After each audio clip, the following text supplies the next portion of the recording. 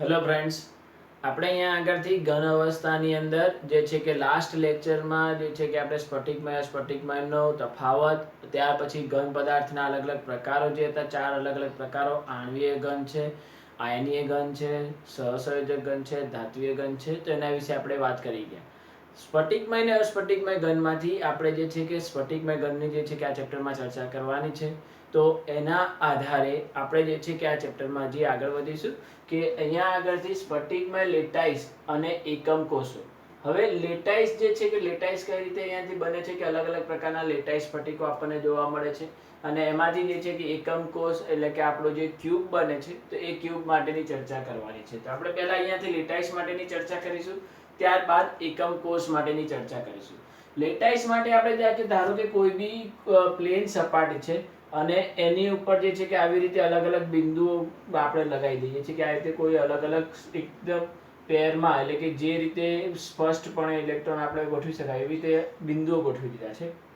તો આ બધા જે છે કે લેટાઈસ બિંદુઓ છે. તો આ બધાને આપણે લેટાઈસ બિંદુઓ તરીકે લઈ શકાય છે કે કોઈ બી એક પ્લેન સપાટી છે, 2 ડાયમેન્શનમાં કોઈ બી એક પ્લેન સપાટી છે અને એ પ્લેન સપાટી ઉપર એક ક્રમિક જે છે કે આપણે આવી રીતે બિંદુઓને લગાવી દઈએ છીએ. હવે આ બિંદુઓ ઉપર શું કરીએ છીએ કે આપણે જે પરમાણુ છે, તો પરમાણુ આપણને ખબર છે કે કેવો હોય, ગોળાકાર હોય. તો એ પરમાણુઓની જે છે કે આપણે આની ઉપર ગોઠવણી કરી શકાય છે, અને એ પરમાણુઓની ગોઠવણી તમે જે રીતે કરશો એ રીતે અલગ અલગ પ્રકારના જે છે કે આકાર તમને જોવા મળી શકે છે. તો એવી રીતે જે છે કે અલગ અલગ જે છે કે આ બિંદુઓ ઉપર આવી રીતે આ પરમાણુઓને આની પર ગોઠવતા જાઓ, જેને મોટિવ તરીકે બી લઈ શકાય છે.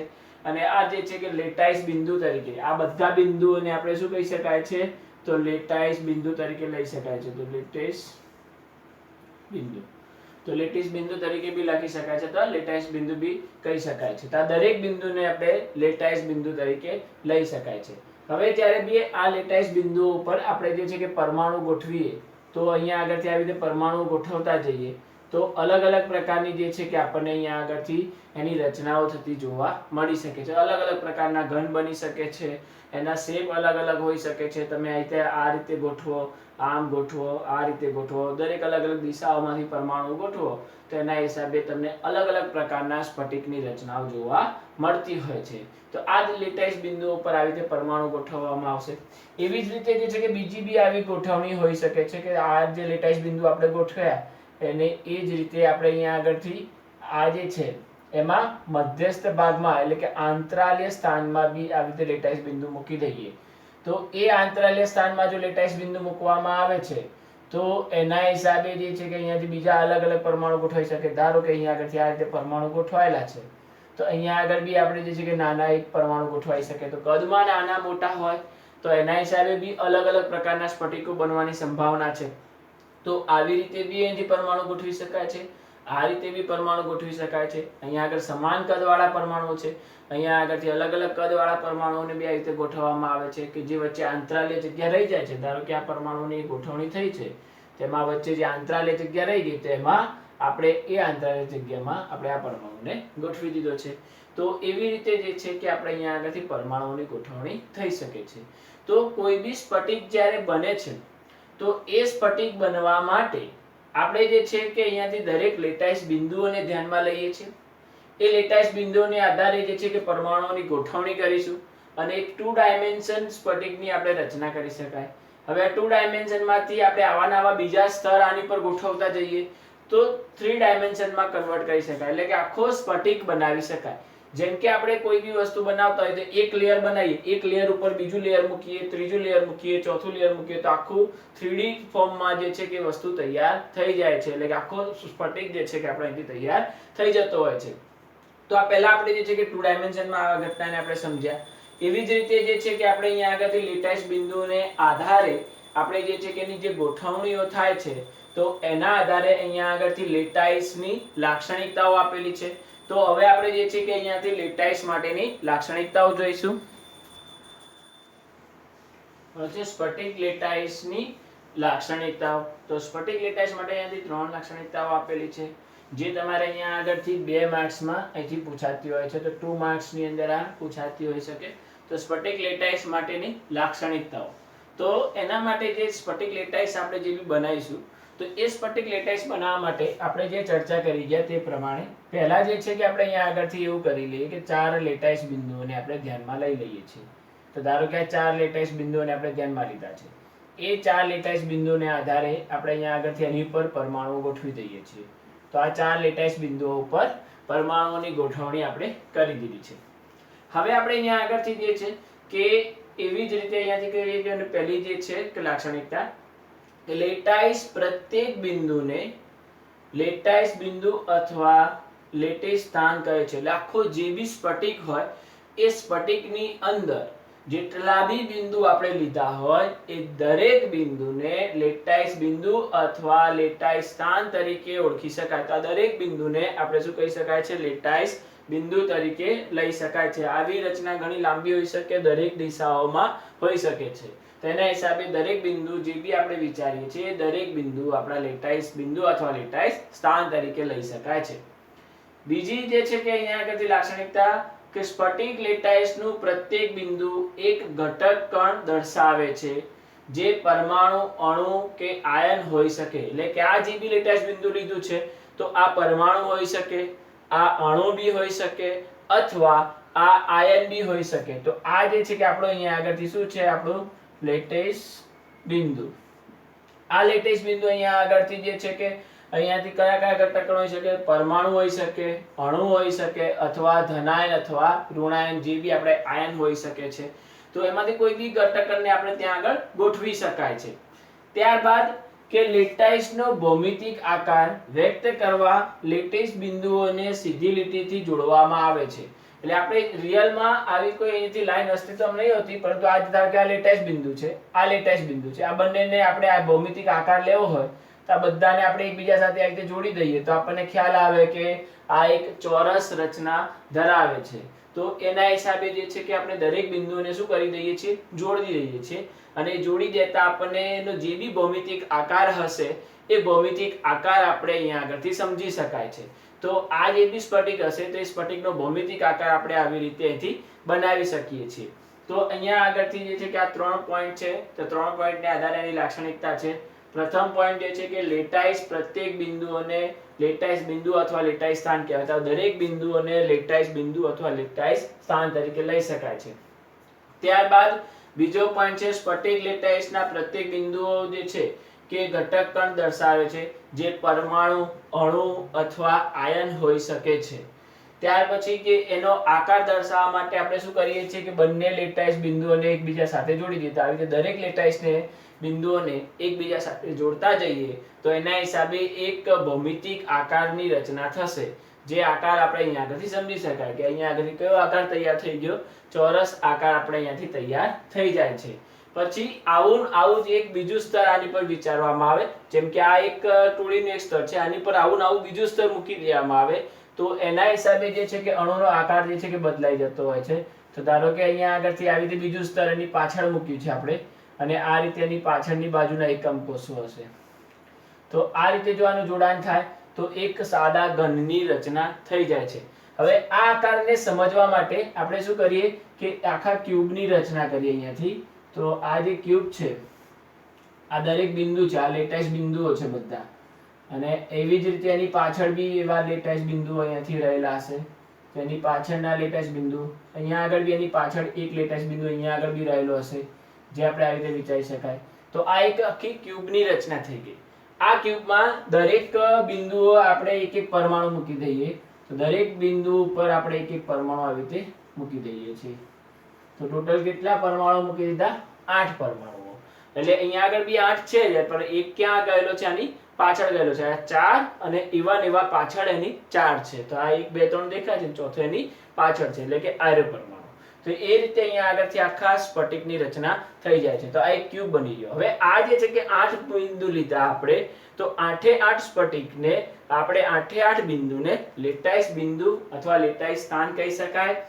આ દરેકનું આપ્યું છે કે પરમાણુ હોઈ શકે, અણુ હોઈ શકે અથવા આયન બી હોઈ શકે.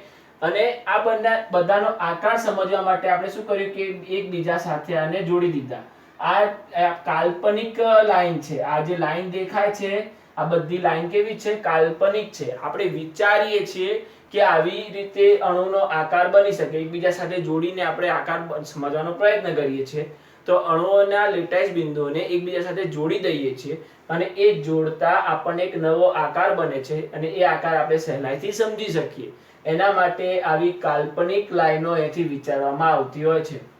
રિયલમાં આ લાઈનો અસ્તિત્વમાં હોતી નથી. આ કાલ્પનિક લાઈનો છે, આપણે વિચારેલી છે. રિયલમાં અણુ આ રીતે હોય છે અને એની અંદર જે છે કે આવો આપણે બંને લેટાઈસ બિંદુને જોડીને આવી લાઈનો બનાવી દઈએ છીએ કે જેના હિસાબે આપણે અણુના આકારને સહેલાઈથી સમજી શકીએ. તો આ રીતે જે છે કે આપણે લેટાઈસ બિંદુઓની 3 લાક્ષણિકતાઓ વિશે ચર્ચા કરી શકાય છે. તો તમારે આ 3 જે છે કે એથી લાક્ષણિકતાઓ તૈયાર કરવાની રહેશે અને આ રીતે જે છે કે લેટાઈસ બિંદુ માટે આપણે ચર્ચા કરી શકાય છે.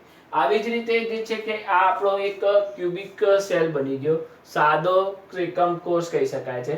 એટલે આને એક એકમ કોષ ક્યુબ છે, તો આ ક્યુબને આપણે શું કહીએ છીએ? એકમ કોષ. તો આ એક પ્રકારનો એકમ કોષ બની ગયો. હવે એ એકમ કોષને આધારે એના બી જે છે કે 2 પોઈન્ટ છે, એની બી 2 લાક્ષણિકતાઓ છે. તો એકમ કોષની બી લાક્ષણિકતાઓ આપણને જોવા મળે છે. તો હવે જોઈએ આપણે એની એકમ કોષ માટેની લાક્ષણિકતાઓ. હવે જોઈએ આપણે એકમ કોષની લાક્ષણિકતાઓ. તો એકમ કોષની લાક્ષણિકતાઓ સમજતા પહેલા આપણે જે આગળ ચર્ચા કરી ગયા, જે લેટાઈસ માટેની જે વાત હતી, તો એ લેટાઈસ બિંદુની અંદર કે આપણે જોઈ ગયા કે 4 બિંદુઓને આપણે જોડતી એક રચના બનાવી. તો આ રીતે 2 ડાયમેન્શનમાં આપણે આ ઘટના જોઈ ગયા હતા. એક આ બિંદુ અને આ બિંદુને આપણે જોડી દીધા, એવી જ રીતે આ બિંદુ અને આ બિંદુને જોડી દીધા, એને એકબીજા સાથે જોડી દીધા. તો એના હિસાબે આપણને 2D ની અંદર એક આવી રચના બની હતી, જેમાં આપણે આ બાજુનું માપ ધારો કે A કહી દઈએ અને આ બાજુનું માપ B કહી દઈએ. તો આવી રીતે આપણે 2 બાજુના માપ આપી દીધા. આ 2 ડાયમેન્શનમાં છે. તો દ્વિપરિમાણીય રચના છે અને આ દ્વિપરિમાણીય રચનાઓમાં જે બી લેટાઈસ બિંદુ હતા એ લેટાઈસ બિંદુને એકબીજા સાથે જોડી દીધા. હવે આપણે આમાંથી 3 ડાયમેન્શનમાં જવું છે, એટલે કે 3D માં જવું છે. તો 3 ડાયમેન્શનમાં કે ત્રિપરિમાણીય ગોઠવણી કરવી છે. તો આવા અસંખ્ય લેટાઈસ બિંદુઓનું એક સ્તર, એની પાછળ બીજું સ્તર, એની પાછળ ત્રીજું સ્તર, તો આવા અસંખ્ય સ્તરો લગાવવામાં આવશે અને બધી જ બાજુ સ્તર લાગતા હોય છે અને આવા અસંખ્ય બિંદુઓને એકબીજા સાથે જોડવામાં આવતા હોય છે. અને એ રીતે અહીંયા આગળથી એક એકમ કોષની રચના કરવામાં આવતી. આવા અસંખ્ય એકમ કોષો જોડાઈને આખા સ્ફટિકની રચના કરે છે. ત્રિપરિમાણીય સ્ફટિક, ત્રિપરિમાણીય સ્ફટિકની રચના આવા અસંખ્ય દ્વિપરિમાણીય એકમ કોષોને જોડતા જાવ અને એમાંથી બનાવી શકાય છે. તો આવી રીતે આપણે અહીંયા આગળથી બીજા સાથે જોડતા ગયા અને આખી ત્રિપરિમાણીય રચના બની. આ ત્રિપરિમાણીય રચનામાં એક ક્યુબ આપણે વિચારી શકાય કે ધારો કે આપણે અહીંયા આગળથી કોઈ બી એક ક્યુબને ધ્યાનમાં લઈ લઈએ. તો આ એક આપણો અહીંયા આગળથી ક્યુબ છે. તો આ રીતનો અહીંયા આગળથી એક ક્યુબ આપણે વિચારી શકાય છે. તો આ એક અલગ પ્રકારનો આપણે અહીંથી ક્યુબ વિચારી લીધો. તો જે આગળની પોર્શનમાં આપણને જોવા મળતો એક ક્યુબ છે, તો આ એક આગળની પોર્શનમાં મળતો એક ક્યુબ આપણે વિચારી શકાય છે. એક પાછળનો એ અલગ છે. તો આ જે છે કે ટોટલ 8 ક્યુબ જોડાયેલા છે. ધારો કે આ 1, તો આ 2, આ 3, આ 4, આ 5, 6, 7, 8. તો ટોટલ કેટલા ક્યુબ જોડાયેલા છે? 8 ક્યુબ એકબીજા સાથે જોડાયેલા છે અને એવી રીતે ત્રિપરિમાણીય આખી રચના થયેલી છે.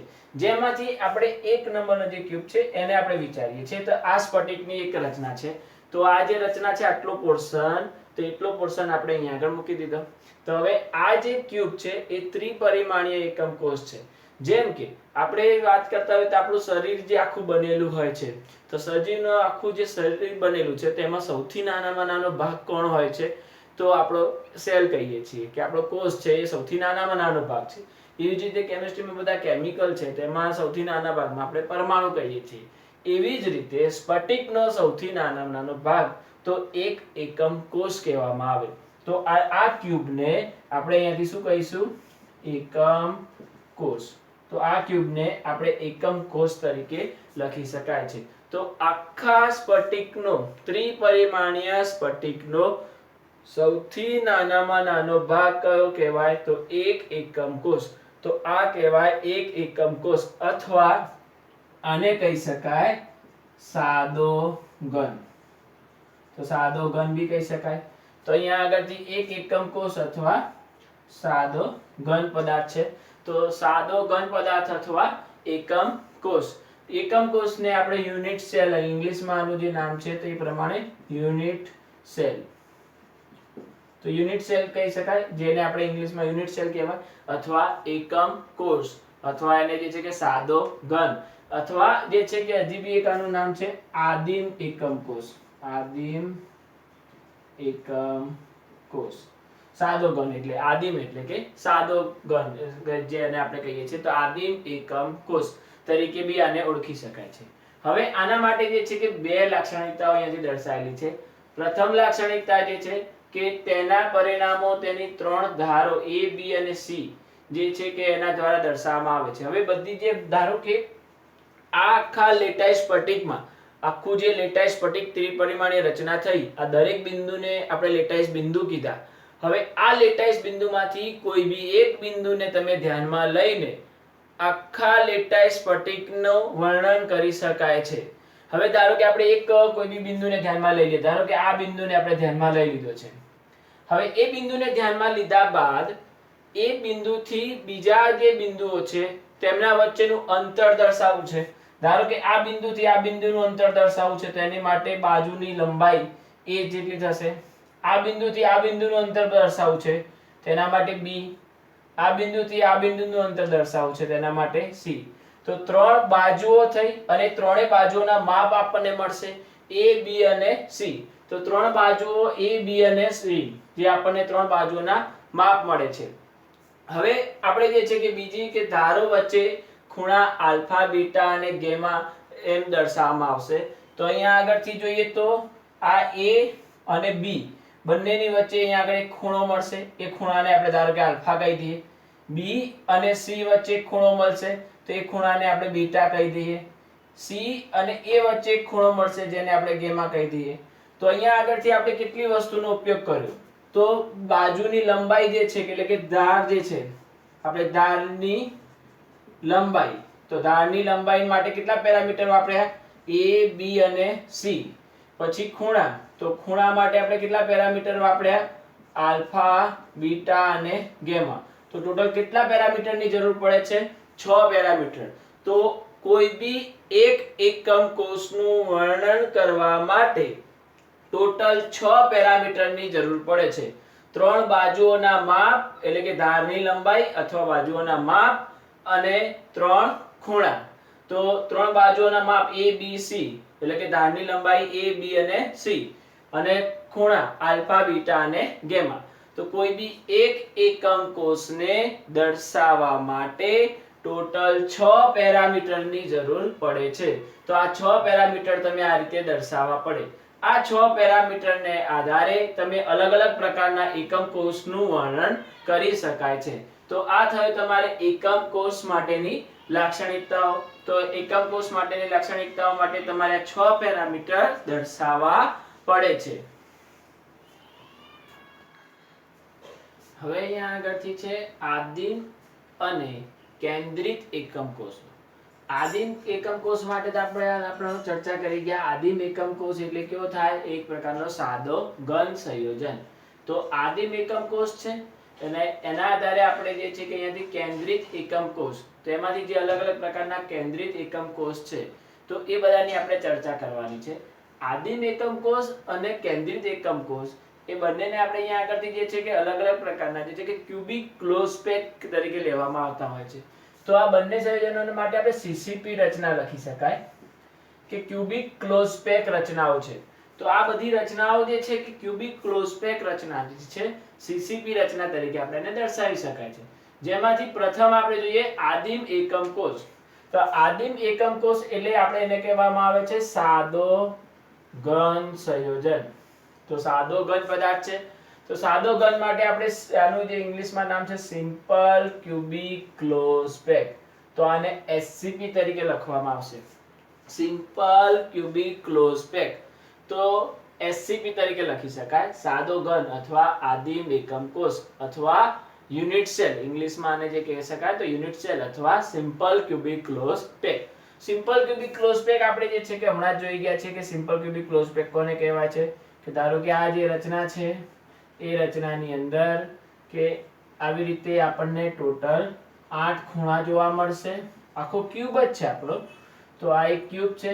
આ ક્યુબની અંદર આપણે જોઈશું તો આ દરેક ક્યુબ ઉપર જે છે કે દરેક ખૂણા ઉપર અહીંયાથી એક એક પરમાણુ ગોઠવાયેલો હશે. તો ટોટલ આ ક્યુબની અંદર કેટલા ખૂણા જોવા મળશે? 8 ખૂણા તમને જોવા મળે છે. અને બાજુઓ કેટલી હશે? તો 6 બાજુઓ તમને જોવા મળે.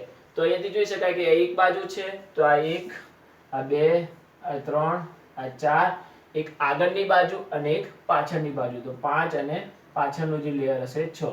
તો ટોટલ કેટલી બાજુઓ તમને જોવા મળે? 6 બાજુઓ. ખૂણા કેટલા જોવા મળે? તો ખૂણા 8 જોવા મળે. તો 1, 2, 3, 4, 5,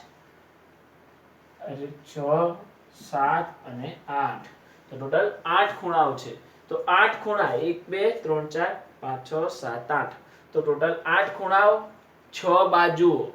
અને ધાર કેટલી રહેલી હોય? ધાર એટલે કે આ જે બાજુની જે દિવાલો છે એને ધાર કહેવાય. આપણે આ સાદા ઘનની અંદર કેટલી વસ્તુ રહેલી છે? તો ખૂણા. તો ખૂણા કેટલા રહેલા છે? તો 8 ખૂણા રહેલા છે. બાજુ અથવા જે છે કે ફલક, આપણે એને કહી શકાય ફલક અથવા જે બાજુઓ. તો આ એ કેટલી છે? 6 છે. તો આ 6 બાજુઓ છે એટલે કે 6 ફલક કહી શકાય ને, આપણે એને ફલક કહીશું. પછી ધાર. તો ધાર કેટલી છે? તો ધાર જોઈએ તો અહીંથી 1, 2, 3, 4, પછી 5, 6, 7, 8, એવી રીતે 9, 10, 11 અને 12. તો ટોટલ કેટલી ધાર આવશે? 12 ધાર આવશે. તો સાદા ઘનની અંદર ખૂણા કેટલા રહેલા હોય? 6. બાજુઓ કેટલી રહેલી છે? એટલે બાજુ એટલે કે ફલક કેટલા રહેલા છે? 6. સોરી, ખૂણા કેટલા છે? 8. ફલક કેટલા છે? 6. અને ધાર કેટલી છે? 12. તો આ રીતે 8 ખૂણા, ફલક 6 અને ધાર 12 રહેલી જોવા મળતી હોય છે. તો આ એક આપણો જે છે કે સાદો ઘન છે અને આ સાદા ઘનની આ રીતે ગોઠવણી થયેલી હોય છે. હવે આ જ રીતે જે છે કે આના આધારે આપણે બીજા લઈએ કેન્દ્રિત એકમ કોષો. હવે કેન્દ્રિત એકમ કોષ માટે આપણે જોઈએ તો કેન્દ્રિત એકમ કોષ કોને કહેવાય? કે જો ધારો કે આ જે સાદો ઘન છે એ સાદા ઘનમાં કાં તો અહીંયા આગળથી એકમ કોષના કેન્દ્રમાં કોઈ પરમાણુ ગોઠવાય, કાં તો કોઈ ફલકના કેન્દ્રમાં, જે સપાટી છે તો એ ફલકના કેન્દ્રમાં કોઈ પરમાણુ ગોઠવાય. તો એ રીતે જે છે કે અલગ અલગ પ્રકારના કેન્દ્રિત એકમ કોષો બનતા હોય છે. તો જેની અંદર આપણે જોઈશું કે અહીંયા આગળથી કેન્દ્રિત એકમ કોષ માટે તો આ એક જે છે કે આપણો સાદો ઘન એટલે કે ક્યુબિક ક્લોઝ પેક કહીશું આપણે આને. તો આ એક ક્યુબિક ક્લોઝ પેક છે.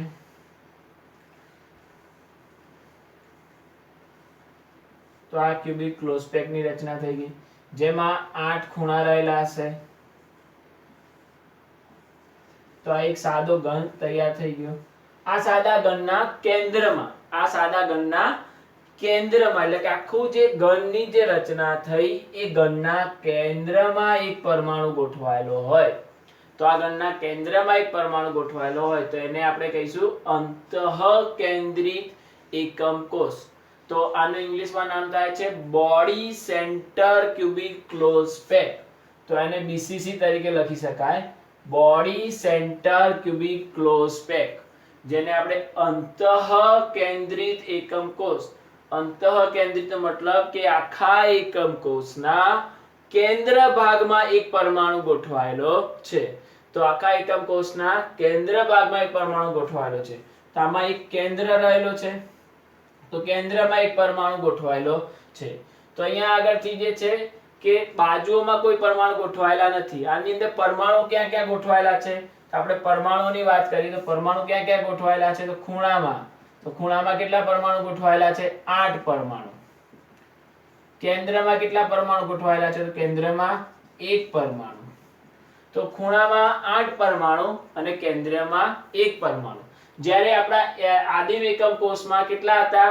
તો ફક્ત ખૂણામાં 8 પરમાણુ હતા, બીજું કશું અંદર ગોઠવાયેલું હતું નહીં.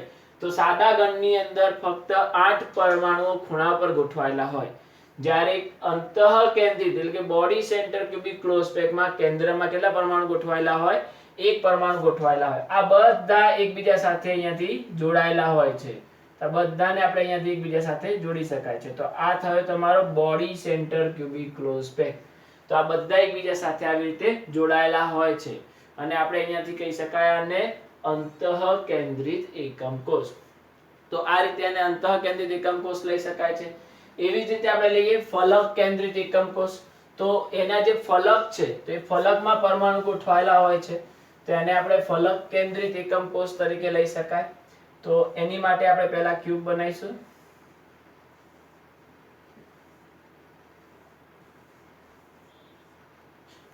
હવે આ ક્યુબ ની અંદર આપણે પહેલા તો 8 ખૂણા તો હશે જ, કેમ કે સાદા ઘનની જે રચના થાય છે એ પ્રમાણે. તો આ 8 ખૂણા, તો અહીંયા આગળથી ખૂણામાં કેટલા પરમાણુ રહેલા છે? તો 8 પરમાણુ. 8 પરમાણુ જે છે કે ખૂણા પર ગોઠવાયેલા છે. ત્યારબાદ અહીંયા આગળ તેનું નામ શું છે કે ફલક કેન્દ્રિત એકમ કોષ, એટલે FCC, face centre cubic close pack. Face centre cubic close pack. હવે આ જે છે કે ફેસ સેન્ટર ક્યુબિક ક્લોઝ પેકમાં ફલક કેટલા રહેલા છે? 6 ફલક રહેલા છે ટોટલ. તો ટોટલ 6 ફલક જે રહેલા છે, તો ધારો કે આ ફલક જે કહેવાય, ધારો કે આપણે એક અહીંયાથી ફલક બનાવીએ, તો આ એક ફલક છે, તો એ ફલકના કેન્દ્રમાં એક પરમાણુ રહેલો હોય. તો આ રીતે અહીંયાથી કેન્દ્રમાં એક પરમાણુ રહેલો હોય, તો આપણે અહીંયાથી આ ફલકના કેન્દ્રમાં એક પરમાણુ. એવી જ રીતે આવા કેટલા ફલક છે? 6 ફલક છે. તો 6 એ 6 ફલકના કેન્દ્રમાં એક એક પરમાણુ આવી રીતે રહેલા હોય. તો ટોટલ 6 એ 6 ફલકના કેન્દ્રમાં ઉપરની તરફ છે કે 4 થયા. એક આગળની બાજુનો હશે અને એક પાછળની બાજુ હશે. તો એનું બી આપણે જોડાણ આવી રીતે બતાવી શકાય છે કે આગળની બાજુ અને એક પાછળની બાજુ.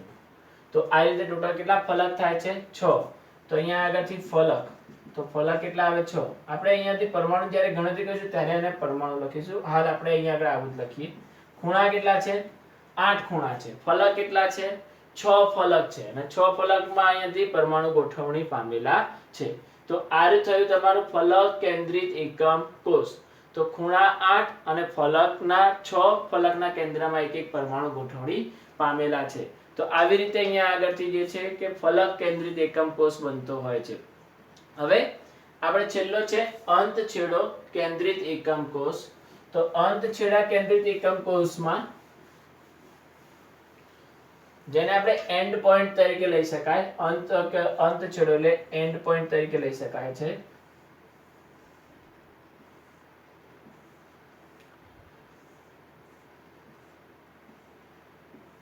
હવે આ એકમ કોષની અંદર જે ટોટલ 8 ખૂણા છે, ખૂણા અહીંયા આગળથી કેટલા ગોઠવાયેલા છે? 8.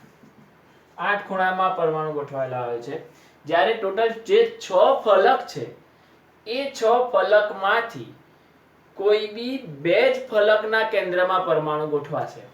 6 ફલકમાંથી કોઈ બી 2 જ ફલકના કેન્દ્રમાં પરમાણુ ગોઠવાય છે, પરંતુ તે બી કેવા? એકબીજાની સામસામે. જો ધારો કે આ ફલકના કેન્દ્રમાં પરમાણુ ગોઠવાયો હોય, તેની સામે આ ફલકમાં જ ગોઠવાય, એટલે 2 જ ફલક અહીંયા આગળથી અસ્તિત્વમાં આવે. તો 2 જ ફલકના કેન્દ્રમાં પરમાણુ ગોઠવાયેલા આવે. ધારો કે આ હોય તો આની સામે અહીંયા ગોઠવાયેલો. જો ધારો કે આર્યા ફલકના કેન્દ્રમાં પરમાણુ ગોઠવાય તો બીજો ક્યાં આવે? અહીંયા આગળ આવે. કદી બી એની બાજુમાં અહીંયા આગળ આવી રીતે અહીંયાથી ગોઠવણી પામે નહીં. સામ સામેના ફલકમાં જ પરમાણુ ગોઠવાય. ધારો કે આ ફલકમાં હોય તો આ ફલકમાં આવે, આ ફલકમાં હોય તો આ ફલકમાં આવે, અથવા આગળના ફલકમાં હોય તો પાછળના ફલકમાં આવે. તો એવી રીતે અહીંયા આગળથી એકબીજાની સામ સામેના ફલકમાં જ અહીંયા આગળ પરમાણુ ગોઠવાયેલા હોય તો 2 પરમાણુ અહીંથી ગોઠવણી પામી શકે ફલકમાં. તો આને કહેવાય એન્ડ પોઈન્ટ, એટલે કે અંતછેડો કેન્દ્રિત એકમ કોષ, તો અંત કેન્દ્રિત એકમ કોષ અથવા એન્ડ પોઈન્ટ જે છે કે આપણે એને યુનિટ સેલ તરીકે લઈ શકાય. તો આ રીતે જે છે કે આ બધા ઘનની આપણે ચર્ચા કરી શકાય. તો અહીંયા આગળથી સાદો ઘન બનવા માટે શું જરૂરી છે? તો 8 ખૂણા જરૂરી છે. પછી કેન્દ્રિત એકમ કોષમાં અહીંયાથી BCC બનવા માટે શું જરૂરી છે? તો 8 ખૂણા અને 1 કેન્દ્ર. ફલક કેન્દ્રિત બનવા માટે શું જરૂરી છે? તો 8 ખૂણા અને 6 ફલકના કેન્દ્રો.